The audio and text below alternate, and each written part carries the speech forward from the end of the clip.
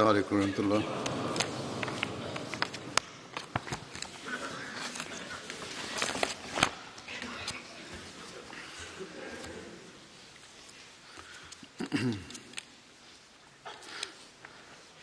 أشهد أن لا إله إلا الله وحده لا شريك له وأشهد أن محمدا عبده ورسوله أما بعد فأعوذ بالله من الشيطان الرجيم بسم الله الرحمن الرحيم الحمد لله رب العالمين الرحمن الرحيم مالك يوم الدين إياك نعبد وإياك نستعين اهدنا الصراط المستقيم صراط الذين أنعمت عليهم غير المغضوب عليهم ولا الضالين. Hazur kaže, danas ću da govorim o ashabima i nastavljam ovu temu o kojoj već govorim duže vremena. To jeste o ashabima koji su učestvovali u bitci na Bedru. Prvi je Katada bin Numan Ensarija. Pripadao je Hazrađ plemenu koje je ensarijsko pleme, ogranak plemena Benu Zafar. Numan bin Zaid je bio njegov otac. Onesa binti Kejs se zvala njegova majka. Njegova titula je bila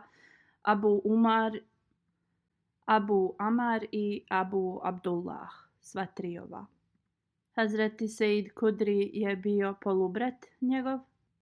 On je učestvovao sa 70 ashaba na prvom bejt i Akba.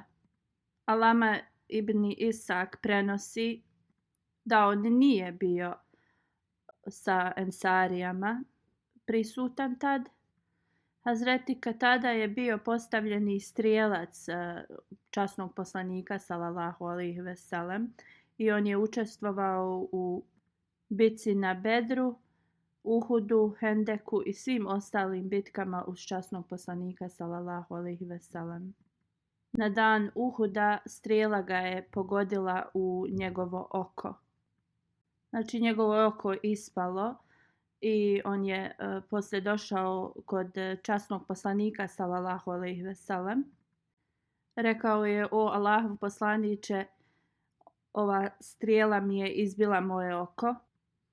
On je rekao: ja mnogo volim svoju suprugu i bojim se ako me ona vidi ovakvog da će onda se njoj da će ona da promijeni mišljenje i da joj se neće više sviđati. On kaže da je tada časni poslanik sallallahu alejhi ve sellem uzeo njegovo oko i vratio ga unutra i kaže da se poslije njegov i vid vratio i da je i u starim godinama to oko imalo bolji vid od ovoga koje nije bilo ranjeno. U drugom hadisu se prenosi da je časni poslanik sallallahu alejhi ve sellem stavio svoje pljuvačke na to oko i vratio ga unutra i da je to oko ozdravilo. Hazreti Katada prenosi da mu je časni poslanik sallallahu alejhi ve sellem dao strijelu i on kaže on bi bacao strijele sve dok ovaj luk od strijele se ne bi slomio. I on kaže ja bi ostao tu kod časnog poslanika sallallahu alejhi ve sellem. Inače, za ovaj primjer se Hazreti Talha spominje, ali u ovom hadisu se spominje ovaj ashab. On kaže kada bi god strijela letila prema časnom poslaniku sallallahu alejhi ve sellem, ja bi postavljao svoje tijelo ispred te strijele. On kaže želio sam da postanem štit za blagoslovljeno tijelo časnog poslanika sallallahu alejhi ve sellem. Tada mi je nestalo strijela i tada je ova strijela pogodila moje oko. Rezultat ovoga je bilo da mu je oko izašlo iz lobanje. On kaže kada se borba smirila, uzeo sam to oko i došao sam kod časnog poslanika sallallahu alejhi ve sellem. On kaže kada je časni poslanik sallallahu alejhi ve sellem vidio ovo, on je počeo da plače. Rekao je: o Allahu, Katada je stavio svoje lice da bi zaštitio lice Božijeg poslanika. I onda je rekao: o Allahu, molim te učini ovo oko da bude ljepše i da bolje vidi od drugog. On kaže poslije moje oko imalo bolji vid od drugog oka. Hazur kaže gdje god hadis stoji koji prenosi Hazreti Katada, on nigdje ne govori da je on rekao časnom poslaniku sallallahu alejhi ve sellem da se on boji da se neće više sviđati svojoj supruzi. Hazur kaže, mislim da su ovo historičari dodali ovoj priči da bi izgledala više kao atraktivnija priča, ali Hazreti Katada to nikada nije rekao. Šta je on rekao jeste da je časni poslanik vratio to oko unutra u njegovu glavu i da se to oko oporavilo i da je imao bolji vid na tome oku. Poslije ovoga Hazreti Katada je bio poznat kao Zulein. Hazreti Katada je učestvovao u bitci kod rova, Endeku i svim ostalim bitkama uz časnog poslanika sallallahu alejhi ve sellem. On je nosio zastavu plemena Benu Zafer kada su osvajali Meku. Preminuo je u 23. godini poslije hidžre, imao je 65 godina. Njega su sahranili u Medini i njegov polubrat Abu Said Kudri i Hazreti Muslima i Hazreti Haris bin Kazima su ušli u njegov mezar kada su ga spustali. U drugom hadisu se prenosi da je Hazreti Omer radijallahu anhu također ušao u njegov mezar da ga spuste. On je imao unuka koji se zvao Asim bin Umar. On je bio ekspert u genealogiji ili rodstvu raznih plemena i porodica. Bio je ekspert u tome. Alama ibn Isak je dao dosta hadisa na ovaj način. On prenosi da je časni poslanik sallallahu alejhi ve sellem imao neki poseban luk koji je napravljen od posebnog drveta i na Uhudu on ga je slomio Hazreti Katada zato što je ispalio na njega puno strijela. Hazreti Katada bin Raman prenosi da je bila jedna ensarijska porodica koja se zvala Benu Uberek. Bila su trojica braće, Bišir, Bušir i Mubešir. Bešir je bio munafik. On bi recitovao stihove i kroz njih bi se rugao ashabima časnog poslanika sallallahu alejhi ve sellem. Iako on je bio musliman, ali njegova djela su govorila suprotno. I kada bi ashabi časnog poslanika sallallahu alejhi ve sellem čuli ove stihove, on bi onda se kleo Bogom da su to stihovi koji govore neki drugi ljudi. Ashabi su govorili da ove stihove je rekao Ibni Umerek, sin od Umereka. Ovi ljudi u njima se nije vidjela razlika kakvi su bili prije Islama i kad su prihvatili Islam, ovakvi ljudi kao što je on. U Medini tad ljudi su jeli najviše hurme, ali nekada iz Sirije bi dolazilo bijelo brašno, to koje je bilo puno prerađeno i samo bogati ljudi bi mogli da sebi priušte da kupe to brašno, dok su ostali jeli hurme ili ovo brašno koje nije bilo puno prerađeno. Kaže, jednom je trgovac iz Sirije došao i moj amidža Rafa bin Uzair je kupio jednu vreću tog brašna. On kaže, on je to ostavio brašno na neko mjesto i također je strijelu i luk ostavio. I neki su lopovi došli i ukrali su to i on kaže, moj amidža je došao kod mene izutra. I on kaže, on je meni rekao, moj bratiću, nešto se loše desilo meni sinoć. On kaže, istraživali smo i raspitivali se ko je to uradio. Znači, ukradeno mu je brašno i oružje. I kaže da su neki ljudi vidjeli Benu Uberek u toj blizini. On kaže da su vidjeli tu osobu da je pravio neku hranu i mislili su da je to od ovoga što je ukrao od njega.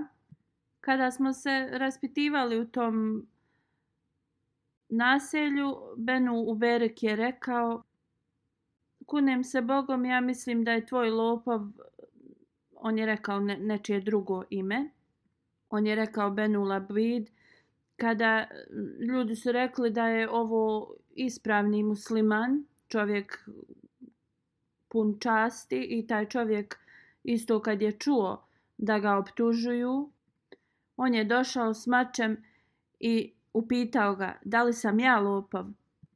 On kaže, kunem se Bogom, ovaj mač će da ostane spreman dok ne nađemo pravog lopova.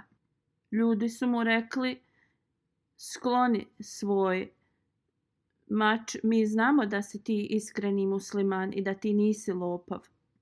Onda su oni nastavili da istražuju u tom naselju.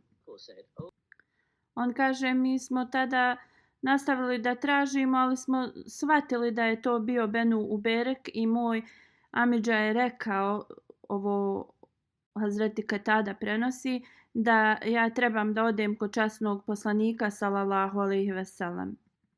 Hazreti Katada kaže, kad mi je to rekao, ja sam otišao kod časnog poslanika sallallahu alejhi ve sellem i rekao, neko iz naše porodice nam je učinio štetu. Otišao je u kuću mog amidže i ukrao mu je nešto. Mi želimo da se naše oružje vrati, a što se tiče brašna ne mora ga vraćati. Časni poslanik sallallahu alejhi ve sellem je tad rekao, poslije dogovora ja ću da dam svoj odgovor u vezi ovoga. Kad je Benu Uberek čuo ovo, on je otišao kod svog naroda i oni su tako diskutovali i onda su još neki su ljudi tu i došli i otišli su i oni kod časnog poslanika sallallahu alejhi ve sellem i rekli, o Allahov poslaniče, Katada bin Numan i njegov amidža, oni optužuju ljude iz svoje porodice kao bez ikakvih dokaza. Hazret Katada onda je otišao opet kod časnog poslanika sallallahu alejhi ve sellem i poslanik mu je rekao da ti si optužio ljude koji da su ukrali, a kao oni se smatraju dobrim muslimanima. I ti nemaš nikakvih dokaza protiv njih. Hazret Katada je bio pobožna osoba i on kaže ja sam onda se vratio od časnog poslanika sallallahu alejhi ve sellem. On kaže ja sam želio da nisam ništa rekao časnom poslaniku sallallahu alejhi ve sellem poslije što je njemu poslanik rekao. Osjećao sam se da sam povrijedio časnog poslanika sallallahu alejhi ve sellem. On kaže i da sam izgubio cijelo svoje bogatstvo, nisam trebao ništa reći da bi ja učinio na bilo koji način da se poslanik sallallahu alejhi ve sellem osjeća povrijeđenim. Onda on kaže moj amidža je došao kod mene i pitao me je bratiću moj da li si išta uradio u vezi toga. On kaže ja sam rekao svom amidži šta je poslanik sallallahu alejhi ve sellem odgovorio i tada je moj amidža rekao Allah je naš pomoćnik. Poslije ovoga, kratko poslije ovoga, ovi ajeti su bili objavljeni. Inna enzalna ilejkel kitabe bil haki litahkume bejne nasi bima eraka Allahu wa la takun lil hainine hasima. Mi smo tebi sigurno objavili knjigu sa istinom, da možeš suditi među ljudima po onom čemu te je Allah podučio. A ti se ne zauzimaj za one koji iznevjere povjerenje. U ovom ajetu hainin se tumači kao Benu Uberek, onda nastavlja vestagfirullah i traži oprost od Allaha. Inna Allahe kane gafurur rahima. Sigurno Allah najviše prašta i milostiv je. Onda Allah kaže vela tuđadil anil ledhine jahtanune enfusahum. Inna Allahe la yuhibbu men kane hawanan athima. Yastahfune minan nasi wala yastahfune minallahi wa huwa ma'ahum iz yubayyituna ma la yarda minal qawli wa kana Allahu bima ya'maluna muhita. Ha antum ha'ulai jadaltum anhum fil hayati dunya faman yajadilullaha anhum yawmal qiyamati am man yakunu alayhim wakila wa man ya'mal su'an aw yazlim nafsahu thumma yastaghfirillaha yajidillaha ghafurur rahima. Prijevod ovih ajeta i ne zauzimaj se za one koji su izdajnici svoje duše, sigurno Allah ne voli onog ko je strogi izdajnik, griješnik. Oni se kriju od ljudi, ali se ne mogu sakriti od Allaha i on je s njima kad noću govore o stvarima koje on ne voli, a Allah opkoljava ono što oni rade. Vidi, vi ste oni koji su se zauzimali za njih u ovom životu, a ko će se zauzeti za njih kod Allaha na sudnjem danu ili ko će biti zastupnik njihov, ako god učini zlo ili nasilje svojoj duši i onda traži oprost od Allaha, naći će da Allah najviše prašta i milostiv je. Onda Allah kaže veme jaksib isman fe innema jaksibuhu ala nefsih wa kana Allahu aliman hakima wa man yaksib khati'atan أو إثم ثم يرمي به بريئا فقد احتمل يختنا وإثما مبينا. Što znači, ako god zarađuje grijehe, zarađuje ga samo protiv sebe, a Allah ima trajno znanje i mudar je. Ako god napravi grešku ili grijeh, pa onda zato lažno optuži nevinu osobu, zaista nosi teret za klevetu i očiti grijeh. On kaže, ovo je ukazivalo na Benu Uberek koji je optužio Benu Labib da je on bio taj koji je ukrao.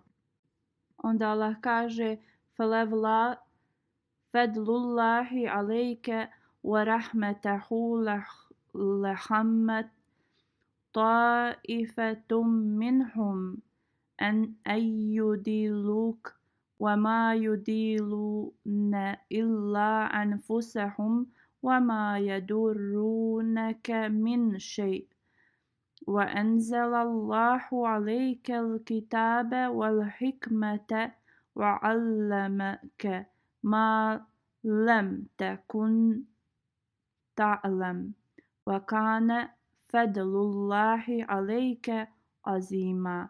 لَا خَيْرَ فِي كَثِيرٍ مِّن نَجْوَاهُمْ إِلَّا مَنْ أَمَرَ بِصَدَقَةٍ أَوْ مَعْرُوفٍ أَوْ إِصْلَاحٍ بَيْنَ النَّاسِ وَمَن يَفْعَلْ ذَلِكَ ابْتِغَاءَ مَرْضَاتِ اللَّهِ فَسَوْفَ نُؤْتِهِ أَجْرًا عَظِيمًا.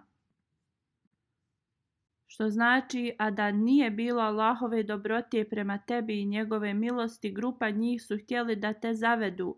Zapravo, oni ne zavode nikog osim sebe i oni tebi uopće ne mogu naškoditi. Allah je tebi objavio knjigu i mudrost i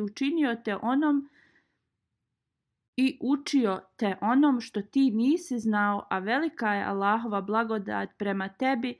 Nema nikakva dobra u mnogim njihovim tajnim savjetovanjima, osim ako savjetuju davanje sadake ili činjenje dobrih djela ili pravljenje mira među ljudima.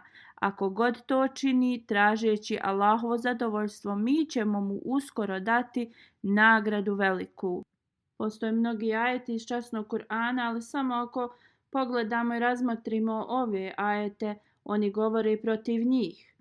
Uzvišeni Allah je objavio ovo časnom poslaniku sallallahu alejhi ve sellem kao njegov blagodat prema poslaniku i posle je ovaj Benu Uberek kada je čuo ove ajete shvatio da govore o njemu i njegovom narodu. On je onda priznao svoju krivicu i vratio je to što je ukrao i onda je časni poslanik sallallahu alejhi ve sellem ovo vratio Rafa koji je bio, to su bile njegove stvari. Hazreti Katada govori da je njegov amidža bio stariji čovjek i prije nego što je primio islam u džahilijetu njegov vid je bio dosta oštećen.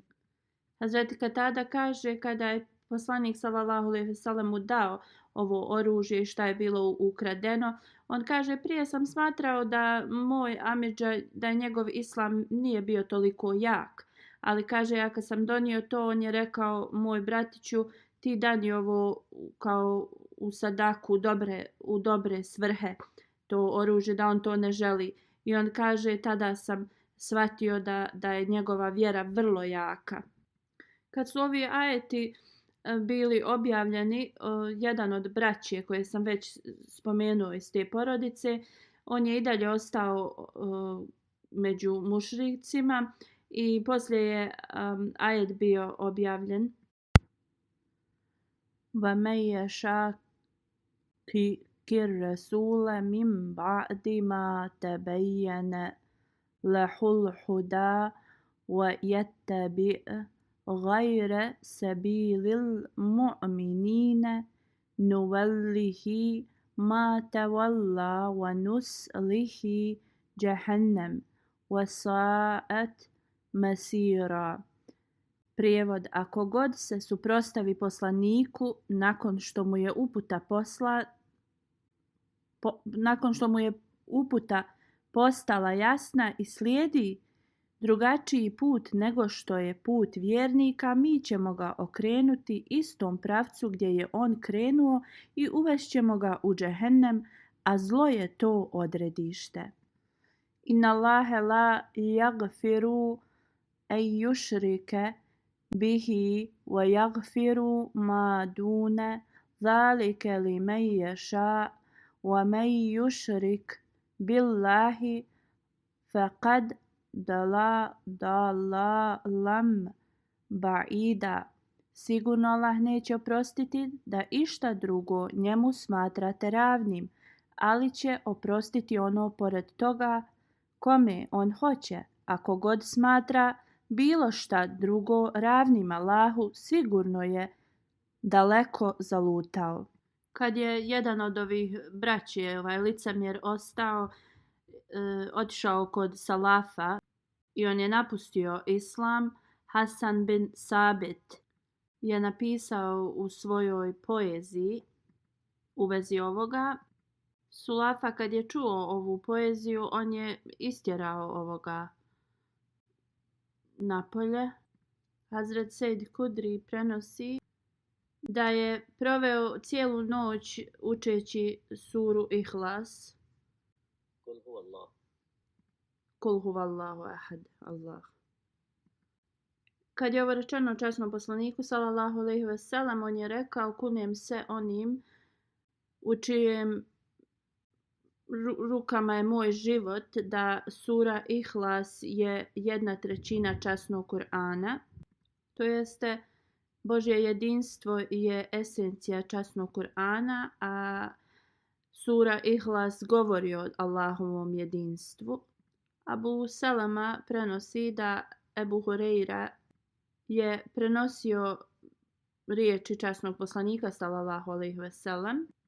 On kaže da im je rekao da je časni poslanik sallallahu alejhi ve sellem rekao da u toku petka, u toku džume, i postoji trenutak da ako musliman u tom trenutku zamoli se za nešto dobro uzvišenom Allahu, da će mu uzvišeni Allah to i da podari.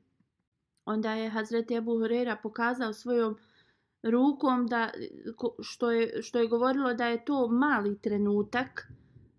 On kaže da je tad Ebu Hureyra preminuo i on kaže da je mislio otići kod Ebu Kudrija i da mu objasni u vezi ovoga trenutka, koliki je taj trenutak u toku džume. I on kaže, ja sam onda otišao kod njega, on je nešto pravio tad. On kaže, ja sam ga pitao u vezi tih stvari koje je on redao, šta je ovo? On je rekao, ovo su blagoslovi od uzvišenog Allaha. On kaže, časni poslanik sallallahu alejhi ve sellem ih je volio. To su bili kao neki štapovi. On kaže da bi poslanik uzeo štap u ruku i hodao bi sa njim.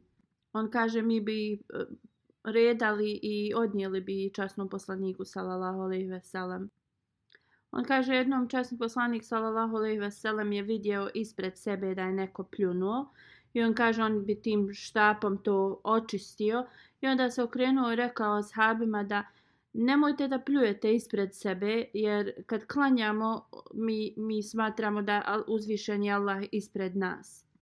Zato kaže, mislim da nije bio ovo naređenje u časnom Kur'anu, zato ovdje je spomenuto u hadisu. Ovaj hadis je iz Buharija. Oni tu gdje su klanjali bilo je zemlja i bilo je, znači, oni su tu klanjali i to je bilo naređenje gdje mogu da pljunu, da ne bi klanjali na tome. Poslije je naređenje došlo u vezi kako da se oblačimo i spremamo za namaz, da treba da se nos očisti, da odjeća bude čista i čitavi propisi su poslije objavljeni. Sada mi imamo tepihe u džamijama i naravno stvar da nećemo pljuvati po džamiji, da sada imaju i maramice, da se obriše nos i sve to, ali ovo je bilo u to vrijeme kada je to bilo samo, znači, zemlja, nije bilo ništa prostrto i njima je dato odobrenje da mogu na nekim mjestima ako trebaju da pljunu, da pljunu, ali poslije časni poslanik je dao instrukcije, naređenja i za ovo. Znači, ako morate da čistite svoj nos, trebate da to radite sa nekim platnom, krpom, ili ako nemate to, onda da izađete iz džamije i to se radi napolju. Ovaj prenosioc govori da je tada padala puno kiša te iste noći. Časni poslanik sallallahu alejhi ve sellem je pogledao u Katada bin Numan. Upitao ga je: Katada, šta ti radiš ovdje u ovo doba? On kaže: o Allahov poslaniče, radi grmljavine čuo sam da mnogi ljudi neće doći na namaz u džematu, ali ja sam došao prvi. Časni poslanik mu je rekao: kad završiš namaz, ostani iza. Dok ja ne prođem pored tebe, rekao mu je da ostane u džamiji. Kada je poslanik sallallahu alejhi ve sellem završio namaz, on je došao do njega i dao mu je neki štap koji je svijetlio, mogao je da vidi od njega, i rekao je: kada dođeš u svoju kuću, ako vidiš sjenu bilo koga, udari ga tim štapom, to će da bude šejtan. On kaže: to se i desilo i on je to uradio, i Ebu Sejd govori: radi toga mi smo volili ove štapove. On kaže: časni poslanik sallallahu alejhi ve sellem bi nam davao ove štapove i mi bi ih pravili, i kad bi ih dobili kao poklon od njega, bilo bi to nešto posebno za njih i zbog toga vole ove štapove.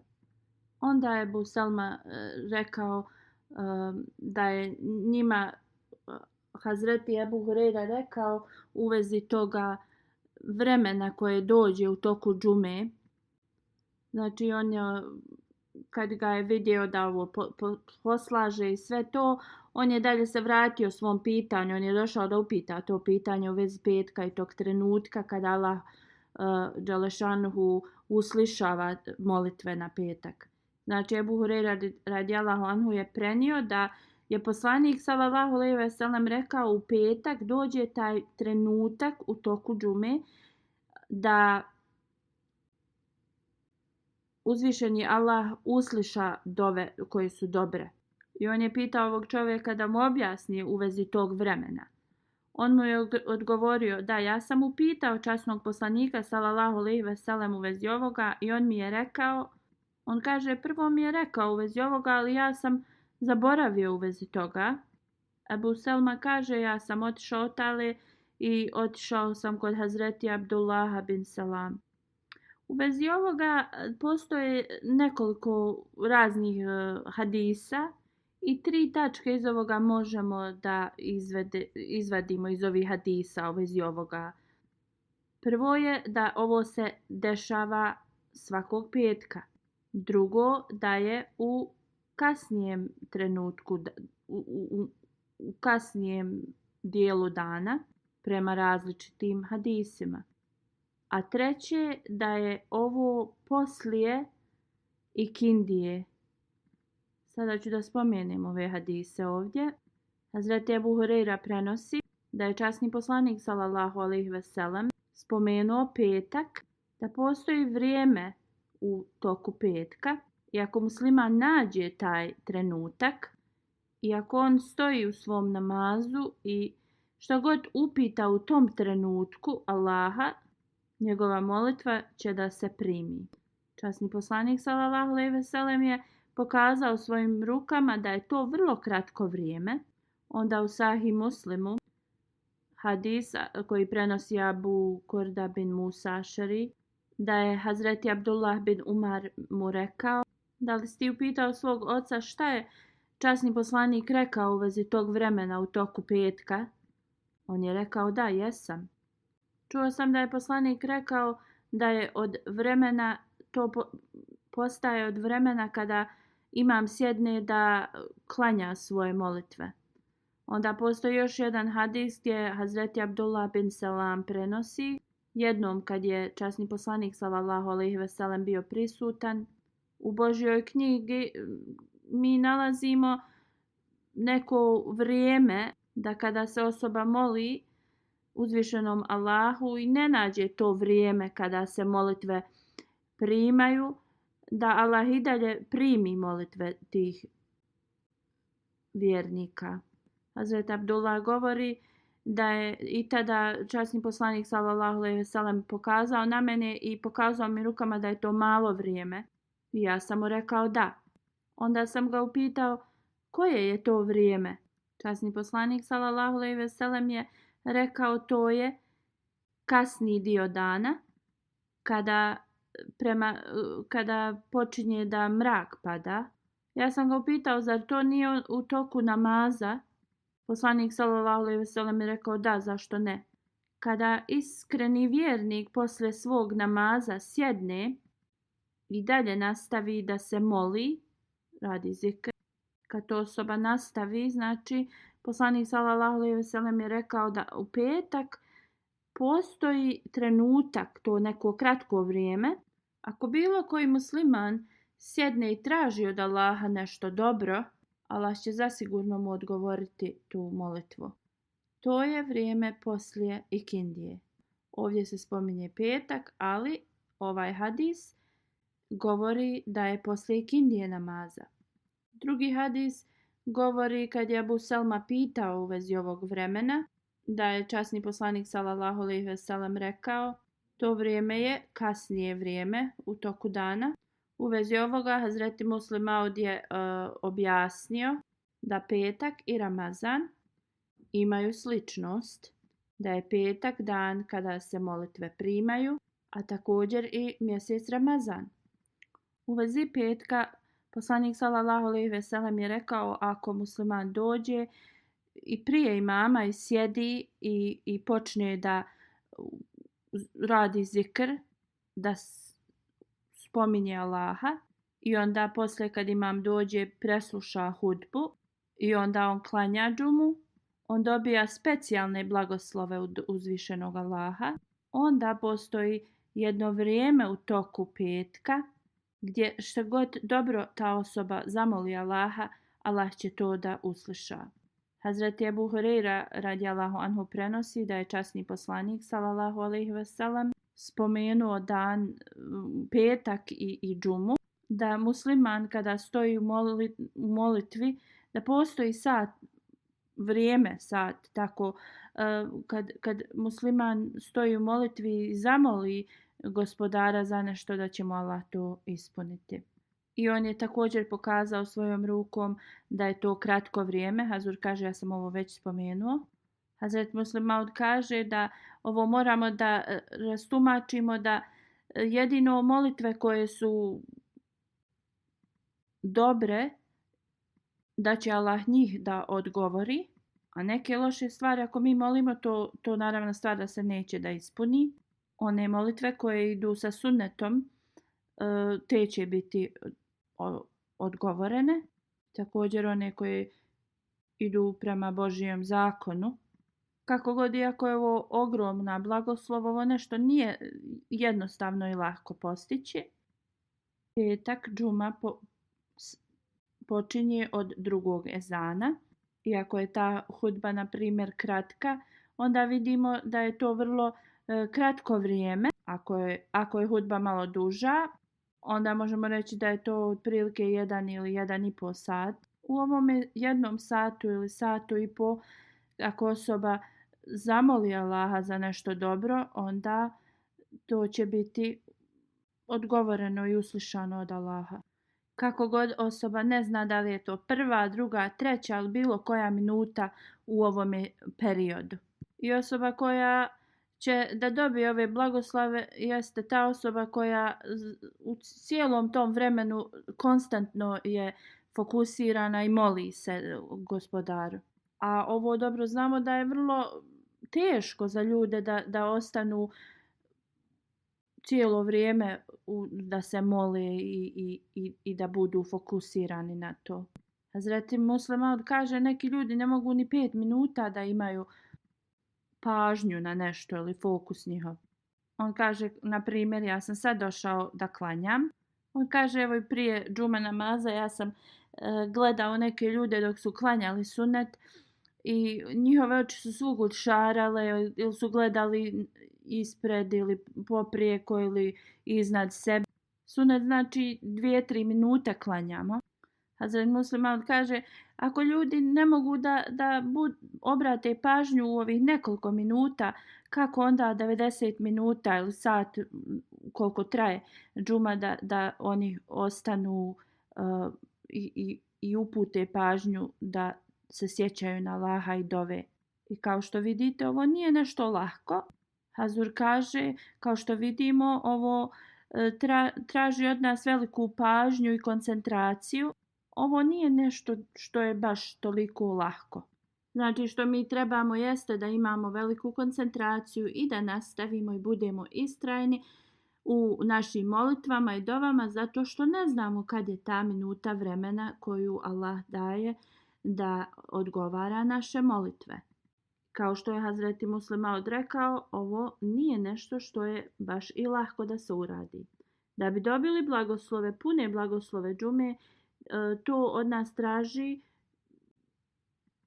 trud od nas i koncentraciju.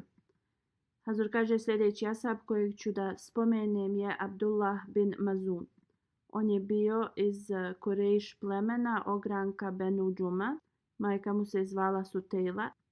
Hazreti Usman bin Mazun, Hazreti Gama bin Mazun i Saib bin Mazun su bili njegova braća. Hazreti Abdullah bin Umar, oni su bili rođaci zato što sestra od Hazreti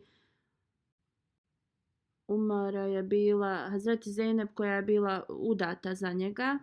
Yazid bin Ruman prenosi da je Hazreti Abdullah bin Mazun i Hazreti Hudama bin Mazun da su oni prihvatili islam prije nego što je poslanik sallallahu alejhi ve sellem došao u Dar el Arkam. Hazreti Abdullah bin Mazun i njegova trojica braće su se odselili u Abesiniju i u toku tog vremena kada su glasine se proširile da su Mekanlije primili islam, oni su se vratili u Meku.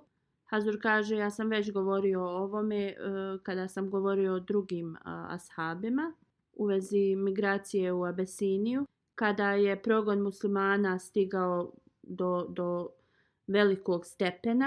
Časni poslanik sallallahu alejhi ve sellem je rekao muslimanima da se sele prema Abesiniji i da je tamo vladar u Abesiniji vrlo pravedna osoba i da neće biti okrutan prema njima jer ne postoji okrutnost u njegovoj vladavini. U toku tog vremena u Abesiniji je vladao kršćanska vlada. Vladar se zvao Nigos. U svakom slučaju u 5. godini kada je poslanik objavio svoje poslanstvo, 11 muškaraca i 10 žena su se preselili u Abesiniju. Kada su oni krenuli, uzvišeni Allah je dao i stigli do mjesta Šuejva, Allah Đelešanu im je dao blagoslove da je tada neki brod samo što nije trebao da krene i oni su se ukrcali na taj brod i otišli su u miru u Abesiniju. Kada su stigli u Abesiniju, oni su imali vrlo miran život. Muslimani su normalno živjeli tu i spasili su se progona kojim su im Kurešije zadavali u Mekke. Ali, kao što su neki historičari to već spomenuli, Hazur kaže, ja sam to već dosta puta spominjao, poslije ovih lažnih glasina oni su se vratili u Meku.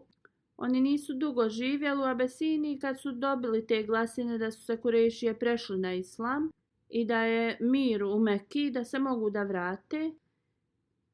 Rezultat ovoga je bio da nisu razmišljali, odmah su se vratili i oni kada su stigli blizu Mekke shvatili su da je to samo bio lažne glasine. Ovo je samo bilo da ih namame da se vrate iz Abesinije. Neki su se vratili u Abesiniju dok su neki u Mekki tražili zaštitu od nekih ljudi, ali ni ta zaštita nije ostala dugo vremena jer se progon Kurešija povećao i nastavio. i muslimani nisu imali mira u Mekki. Onda je časni poslanik sallallahu alejhi ve sellem opet naredio da oni trebaju da se odsele. I onda su muslimani počeli da se pripremaju i prvom prilikom su se iseljavali iz Mekke. Oni su otišli u Abesiniju i ovaj put je bilo 18 žena, a ostalo su bili muškarci. Otprilike oko 100 njih je odselilo. I ovo je bila druga migracija u Abesiniju. Što se tiče Abdullaha bin Mazuma, on je bio u toj drugoj grupi. On je bio i u drugoj grupi, znači 2 puta se vraćao u Abesiniju ili je poslije otišao u Medinu. Sahil bin Ubejd Ansarija, kada je Abdullah otišao u Medinu, časni poslanik sallallahu alejhi ve sellem je uspostavio bratstvo sa ovim ashabom. Prema jednom hadisu, Hazreti Abdullah bin Mazun, da je Hazreti Udba bin Amir bio njegov brat koji je uspostavljeno bratstvo između njega od časnog poslanika sallallahu alejhi ve sellem u Medini. Hazreti Abdullah bin Mazun zajedno sa svojom trojicom braće Hazreti Usman bin Mazun, Hazreti Kutama bin Mazum i Hazreti Saib bin Mazum su učestvovali u bitci na Bedru uz časnog poslanika sallallahu alejhi ve sellem. Hazreti Abdullah bin Mazun osim Bedra učestvovao je na Uhudu, Hendeku, bitka kod Rova i svim ostalim bitkama uz časnog poslanika sallallahu alejhi ve sellem. On je preminuo u 30. godini poslije hidže u vrijeme hilafeta Hazreti Osmana radijallahu anhu. Da uzvišeni Allah uzdigne status ovih ashaba i da ovo nastavi zauvijek.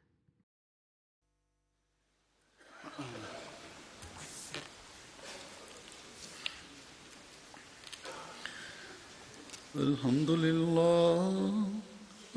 لله نحمده ونستعينه ونستغفره ونؤمن به ونتوكل عليه ونعوذ بالله من شرور أنفسنا ومن سيئات أعمالنا من يهده الله فلا مضل له ومن يضلل فلا هادي له ونشهد أن لا إله إلا الله ونشهد أن محمدا عبده ورسوله عباد الله رحمكم الله إن الله يأمر بالعدل والإحسان وإيتاء ذي القربى